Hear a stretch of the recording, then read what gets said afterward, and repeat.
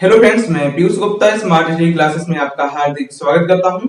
और जो हमारी भारतीय राज्य व्यवस्था संबंधी सीरीज चल रही थी उसी सीरीज को आगे बढ़ाते हैं। और आज हम देखने वाले हैं भारत के दूसरे सर्वोच्च पद को, अर्थात कि भारत के उपराष्ट्रपति को। और इससे पहले भारत के राष्ट्रपति संबंधी 3 वीडियो आ चुकी हैं। यदि आपने अभी तक उन वीडियो को नहीं देखा है तो डिस्क्रिप्शन बॉक्स में आपको लिंक मिल जाएगी, वहां से जाकर आप राष्ट्रपति संबंधित वीडियो को देख सकते हैं। भारत के राष्ट्रपति संबंधित वीडियो में सभी महत्वपूर्ण तथ्यों को संकलित किया गया है जो हमारी परीक्षा की दृष्टि से अत्यंत मोस्ट है और बहुत ही इंटरेस्टिंग तरीके से राष्ट्रपति को आपके सम्मुख पेश किया गया है। तो आइए आज का वीडियो लेक्चर स्टार्ट करते हैं और देखते हैं भारत के उपराष्ट्रपति को।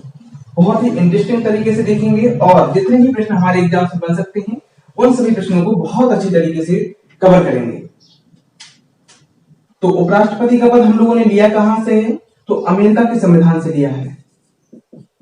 कहां से लिया है? अमेरिका के संविधान से उपराष्ट्रपति का पद ग्रहण किया है। उपराष्ट्रपति का पद कौन से अनुच्छेद में वर्णित है? तो अनुच्छेद 63 अर्थात कि अनुच्छेद 63 के अंतर्गत उपराष्ट्रपति का पद वर्णित है। और देखते हैं कि उपराष्ट्रपति का पद भारत का दूसरा सर्वोच्च पद है। क्या है? भारत का दूसरा सर्वोच्च पद है। तो पहला सर्वोच्च पद कौन सा है? तो हम लोगों ने पिछले वीडियो लेक्चर में देखा था कि राष्ट्रपति का पद पहला सर्वोच्च पद है एवं राष्ट्रपति भारत का प्रथम नागरिक होता है। राष्ट्रपति किस अनुच्छेद में वर्णित है? तो अनुच्छेद 52 में वर्णित है। किसमें? अनुच्छेद 52 में वर्णित है। और ये सारे प्रश्न हमारे लिए इंपॉर्टेंट हैं क्योंकि यही प्रश्न हमारे एग्जाम्स में आपको देखने को मिलते रहे हैं। निर्वाचन देखते हैं कि उपराष्ट्रपति का निर्वाचन कैसे होता है। तो राष्ट्रपति के निर्वाचन एवं उपराष्ट्रपति के निर्वाचन में हमें कुछ असमानताएं देखने को मिलती हैं, कुछ समानताएं भी देखने को मिलती हैं और कुछ असमानताएं भी देखने को मिलती हैं। समानताएं क्या हैं यह देखते हैं कि राष्ट्रपति का चुनाव भी आनुपातिक प्रतिनिधित्व के आधार पर एकल संक्रमणीय गुप्त मतदान प्रणाली के द्वारा होता था एवं उपराष्ट्रपति का चुनाव भी कैसे होता है? आनुपातिक प्रतिनिधित्व के आधार पर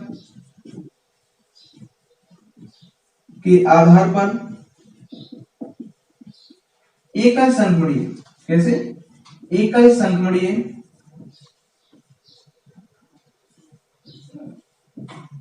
गुप्त मतदान प्रणाली के द्वारा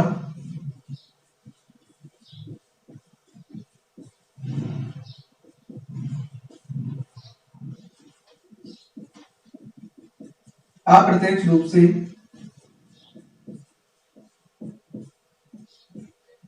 होता है। कैसे होता है?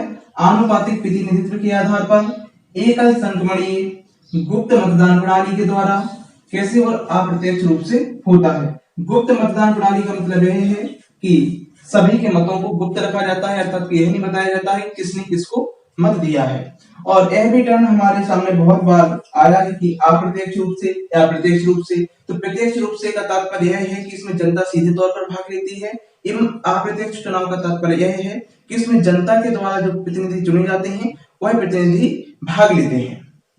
और आनुपातिक प्रतिनिधित्व को हम लोग राष्ट्रपति के वीडियो में बहुत अच्छी तरीके से देख चुके हैं। और क्या असमानता है इसको देखने का प्रयास करते हैं। जहां राष्ट्रपति के चुनाव में संसद के निर्वाचित सदस्य भाग लेते थे और साथ ही राज्य विधानसभा के निर्वाचित सदस्य भाग लेते थे, परंतु यहाँ पर संसद के निर्वाचित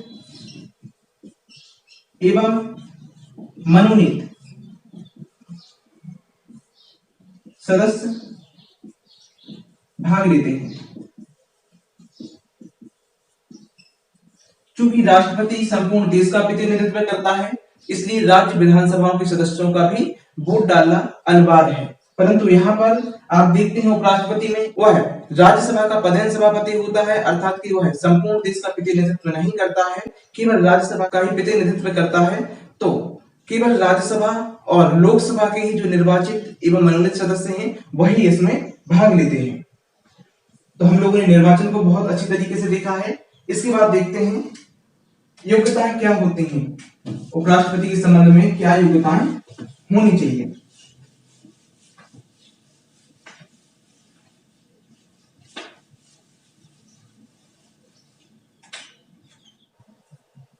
योग्यताएं। तो पहली योग्यता तो सभी को मालूम होती है कि वह भारत का नागरिक हो, क्या हो, भारत का नागरिक हो। और इसके अलावा वह 35 वर्ष की आयु पूर्ण कर चुका हो, आयु पूर्ण कर चुका हो। यह हमारे लिए आयु इंपॉर्टेंट है क्योंकि हमारे एग्जाम्स में पूछा गया है। और थर्ड नंबर का देखते हैं कि वह राज्यसभा का क्या है, राज्यसभा का सदस्य चुने जाने की योग्यता रखता हो, सदस्य चुने जाने की योग्यता रखता हो। और जहां हमने राष्ट्रपति में देखा था कि राष्ट्रपति लोकसभा में सदस्य चुने जाने की योग्यता रखता हो, परंतु जो उपराष्ट्रपति है उसमें क्या है, राज्यसभा का सदस्य चुने जाने की योग्यता रखता हो। और इसके बाद देखते हैं कि वह किसी लाभ के पद पर ना हो, लाभ के पद पर ना हो। तो भारतीय संविधान में तो कहीं पर लाभ के पद को डिफाइन नहीं किया गया है, परंतु सुप्रीम कोर्ट ने इसे बाद में डिफाइन किया है कि राष्ट्रपति, उपराष्ट्रपति, संघ एवं राज्य के जितने भी मंत्री हैं और राज्यपाल के जो पद हैं वह लाभ के पद नहीं माने जाएंगे। कौन कौन से पद, राष्ट्रपति, उपराष्ट्रपति, संघ एवं राज्य के मंत्री और राज्यपाल का पद लाभ का पद नहीं माना जाएगा। और इसके अलावा देखते हैं कि और क्या योग्यताएं चाहिए होती हैं। तो राष्ट्रपति के चुनाव में जो भी नामांकन दाखिल करता है उसे कम से कम 20 प्रस्तावक और 20 अनुमोदक की आवश्यकता होती है, 20 अनुमोदक की आवश्यकता होती है। तो बहुत ही टफ शब्द लग रहे होंगे, प्रस्तावक और अनुमोदक। तो इसको समझते हैं कि 20 लोग उसके नाम को आगे करें और 20 लोग उसके नाम को स्वीकार कर लें। क्या है, 20 प्रस्तावक और 20 अनुमोदक होने चाहिए। इसके अलावा एक पॉइंट और यहाँ पर बनता है कि जो भी नामांकन दाखिल करना चाहता है उसे 15,000 रुपए की राशि रिजर्व बैंक के पास जमा करनी होगी, अर्थात कि आरबीआई के पास जमा करनी होगी। और यदि वह कुल वैध मतों का 1/6 मत प्राप्त नहीं करता है, कितना, 1/6 मत प्राप्त नहीं करता है, तो उसकी जो जमानत है वह जब्त कर ली जाएगी, अर्थात जो 15,000 की जो राशि जमा की थी वह आरबीआई के द्वारा जब्त कर ली जाएगी। तो हम लोगों ने योग्यताओं के बारे में देखा, इससे संबंधित जितने भी प्रश्न बन सकते थे वह आपके यहाँ पर कवर हो जाते हैं। इसके अलावा देखते हैं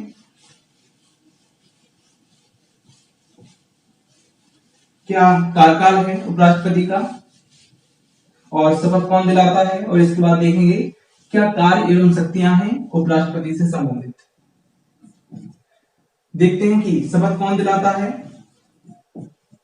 तो भारत का राष्ट्रपति, भारत का राष्ट्रपति उपराष्ट्रपति को शपथ दिलाता है। यह प्रश्न हमारे एग्जाम में पूछा भी गया है। इसके बाद देखते हैं कार्यकाल, जो कि हमारे लिए इंपॉर्टेंट हो जाता है। कार्यकाल मेनली 5 वर्ष का होता है, अर्थात कोई शपथ ग्रहण करने से 5 वर्ष बाद तक अपने पद पर बना रह सकता है। यदि वह चाहे तो इससे पहले भी त्यागपत्र दे सकता है। त्यागपत्र किसको देता है, तो राष्ट्रपति को देता है। किसे, राष्ट्रपति को त्यागपत्र देता है। और राष्ट्रपति किसे अपना त्यागपत्र देता है, तो उपराष्ट्रपति को अपना त्यागपत्र देता है, अर्थात वह एक दूसरे को ही अपना त्यागपत्र प्रदान कर सकते हैं। और इसके अलावा यदि उसकी मृत्यु हो जाती है तो वह स्वतः ही अपने पद से मुक्त हो जाता है। और एक प्रक्रिया और है इसे अपने पद से पद मुक्त करने की, जैसे कि हम लोगों ने राष्ट्रपति के संबंध में देखा था कि महाभियोग प्रक्रिया अपनाई जाती है। एवं इसी तरह उपराष्ट्रपति को हटाने के लिए संकल्प प्रस्ताव पारित किया जाता है, और वो भी राज्यसभा के द्वारा। क्या है, राज्यसभा के द्वारा संकल्प प्रस्ताव पारित किया जाता है। तो संकल्प प्रस्ताव जो राज्यसभा के द्वारा पारित किया जाता है उसमें कितना बहुमत होना चाहिए, तो जो उपस्थित सदस्य हैं उनके 2/3 बहुमत से पास होना चाहिए वह प्रस्ताव, प्लस लोकसभा का भी समर्थन प्राप्त होना चाहिए। क्या है, लोकसभा का भी समर्थन प्राप्त होना चाहिए। यह प्रश्न हमारे एग्जाम से बना है कि संकल्प प्रस्ताव जो कि उपराष्ट्रपति को हटाने के संबंधी है वह कहां पर पेश किया जाता है, तो राज्यसभा में पेश किया जाता है। लोकसभा में पेश नहीं किया जाता है, केवल राज्यसभा में पेश किया जाता है, और 2/3 बहुमत से उसे पारित करना होता है और इसके साथ साथ ही लोकसभा की मंजूरी भी आवश्यक होती है। तो हम लोगों ने कार्यकाल को भी बहुत अच्छी तरीके से देखा है। एक प्रश्न हम देखते हैं जो कि बहुत एग्जाम्स में लगातार पूछे जाते रहे हैं, आयु संबंधी प्रश्न। आयु संबंधी प्रश्न कैसे कि अभी जैसे हम लोगों ने देखा कि उपराष्ट्रपति बनने के लिए न्यूनतम आयु कितनी होनी चाहिए, तो 35 वर्ष है। राष्ट्रपति बनने के लिए 35 वर्ष है। तो इन्हीं सब आयु को हम लोग एक बार देख लेते हैं कि राष्ट्रपति के लिए कितनी चाहिए होती है। न्यूनतम आयु की बात कर रहे हैं यहाँ पर, तो 35 ईयर। उपराष्ट्रपति के लिए भी 35 वर्ष ही है। और इसके अलावा देखते हैं कि जो लोकसभा सांसद हैं, लोकसभा सांसद कितनी आयु चाहिए होगी, तो 25 वर्ष आयु चाहिए होगी। और साथ में विधानसभा जो सदस्य हैं, अर्थात जो विधानसभा के सदस्य हैं जिन्हें हम एमएलए बोलते हैं, इनके लिए कितनी आयु होनी चाहिए, तो 25 ईयर होनी चाहिए। ये न्यूनतम आयु की बात चल रही है। और साथ ही देखते हैं कि राज्यसभा के लिए कितनी आयु चाहिए होती है, अर्थात कि राज्यसभा का सदस्य बनने के लिए न्यूनतम आयु कितनी होनी चाहिए आपके पास, तो 30 वर्ष। और राज्यसभा जैसा ही क्या है, विधान परिषद है, जो कि राज्यों में है। क्या है, विधान परिषद। तो विधान परिषद के लिए भी कितनी न्यूनतम आयु होनी चाहिए आपकी, तो 30 वर्ष होनी चाहिए। साथ ही देखते हैं राज्यपाल के लिए, तो राज्यपाल के लिए भी 35 ईयर होनी चाहिए। प्रधानमंत्री के लिए, प्रधानमंत्री के लिए भी 25 ईयर होना चाहिए। और मुख्यमंत्री के लिए, इसके लिए भी 25 ईयर होना चाहिए। और ग्राम पंचायतों में देखते हैं यहाँ की जो ग्राम पंचायत के चुनाव लड़ सकते हैं, तो न्यूनतम आयु कितनी होनी चाहिए, क्या है, ग्राम पंचायतों के लिए। यह प्रश्न हमारे एग्जाम्स में बहुत ज्यादा बार पूछा गया है, ग्राम पंचायतों के लिए कितनी आयु होनी चाहिए, तो 21 ईयर। तो ये आयु संबंधी जो प्रश्न बन सकते हैं उनको देखा है। राष्ट्रपति, उपराष्ट्रपति और राज्यपाल की कितनी आयु होनी चाहिए, 35 ईयर न्यूनतम होनी चाहिए। लोकसभा सांसद, विधानसभा के सदस्य, प्रधानमंत्री और मुख्यमंत्री कितनी होनी चाहिए, 25 ईयर होनी चाहिए। और जो राज्यसभा के सदस्य हैं और विधानसभा के सदस्य, इनके लिए 30 वर्ष आपकी न्यूनतम आयु होनी चाहिए। और ग्राम पंचायतों का चुनाव लड़ने के लिए आपकी न्यूनतम उम्र 21 ईयर होनी चाहिए। यदि आप इसका स्क्रीनशॉट लेना चाहें तो ले सकते हैं। इसके बाद देखते हैं कि क्या शक्तियां हैं।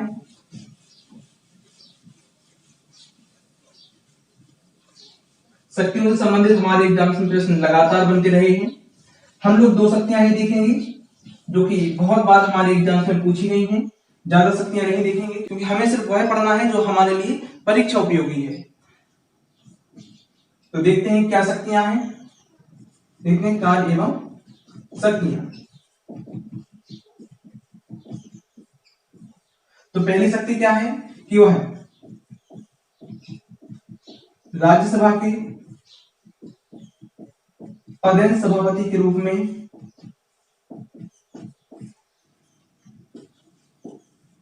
में कार्य करता है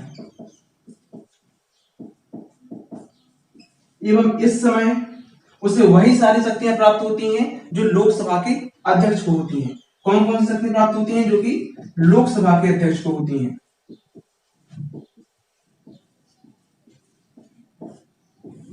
पदेन सभापति का क्या तात्पर्य है कि जो भारत का उपराष्ट्रपति होगा वही राज्यसभा का पदेन सभापति होगा। और यह बात में कहां देखने को मिलती है, तो अनुच्छेद 64 के अंतर्गत। कहां पर, अनुच्छेद 64 के अंतर्गत देखने को मिलती है। यह प्रश्न हमारे एग्जाम से बहुत ही ज्यादा बार पूछा गया है। इसके अलावा जो नेक्स्ट प्रश्न बनता है उसको देखते हैं कि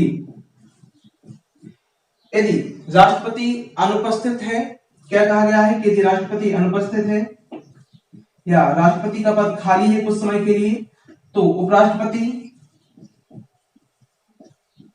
कार्यवाहक राष्ट्रपति के रूप में कार्य करेगा। क्या कहा गया, कार्यवाहक राष्ट्रपति के रूप में कार्य करेगा।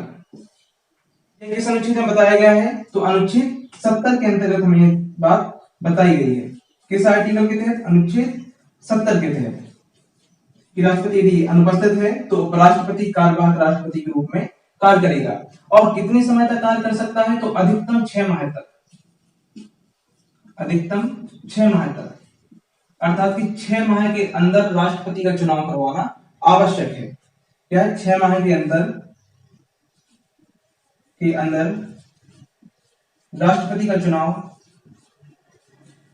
करवाना आवश्यक है। क्या है? 6 माह के अंदर राष्ट्रपति का चुनाव करवाना आवश्यक है। तो हम लोगों ने बहुत ही महत्वपूर्ण तथ्यों को देखा और उपराष्ट्रपति संबंधी इतने ही प्रश्न हमारे एग्जाम से बन सकते थे। इसके अलावा कुछ फैक्ट और हैं, उनको भी जानने का प्रयास करते हैं।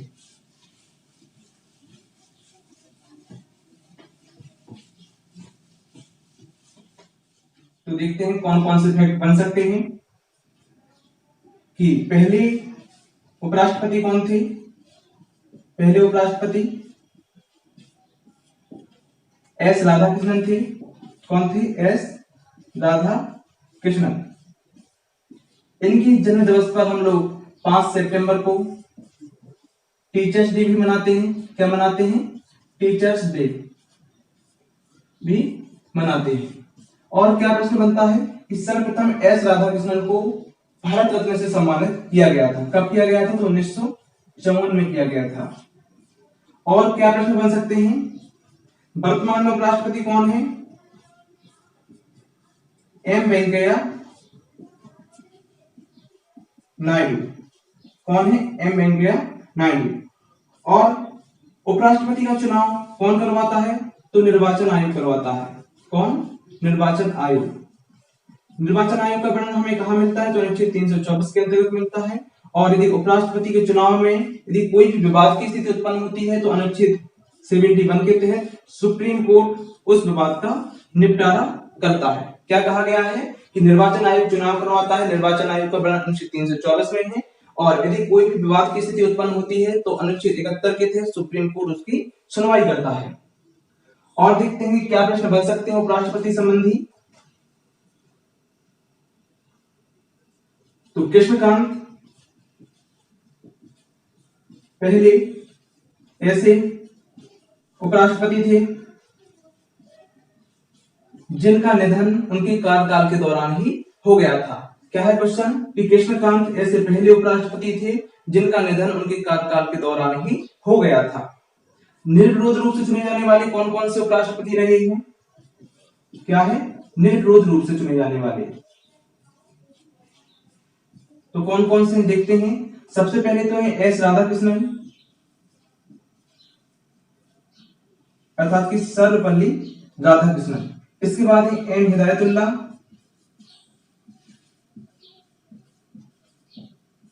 और है डॉक्टर शंकर दयाल शर्मा।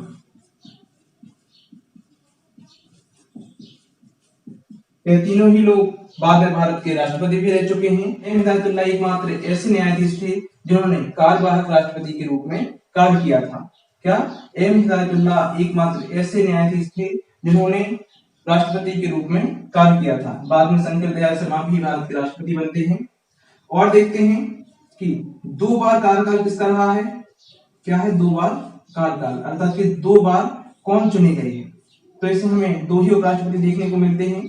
एक तो है एस राधाकृष्णन और दूसरे हैं हामिद अंसारी। कौन है? हामिद अंसारी। तो एक बार देखते हैं कि पहले उपराष्ट्रपति कौन थे? एस राधाकृष्णन थे। 5 सितंबर को इनकी जन्म दिवस पर टीचर्स डे मनाया जाता है और 1954 में इन्हें भारत रत्न से सम्मानित किया गया था। भारत रत्न की शुरुआत भी 1954 से ही हुई थी। वर्तमान में कौन है? तो एम वेंकैया नायडू जी हैं। कृष्णकांत पहले ऐसे उपराष्ट्रपति थे जिनका निधन उनके कार्यकाल के दौरान हो गया था। और निर्विरोध रूप से चुने जाने वाले उपराष्ट्रपति कौन कौन से थे? तो एस राधाकृष्णन, एम हिदायतुल्लाह और डॉक्टर शंकर दयाल शर्मा। 2 बार कार्यकाल किसका रहा है? तो पहले कौन थे?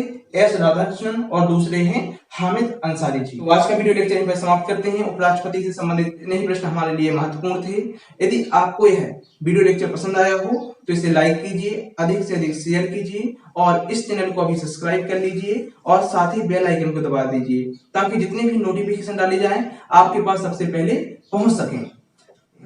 Thank you.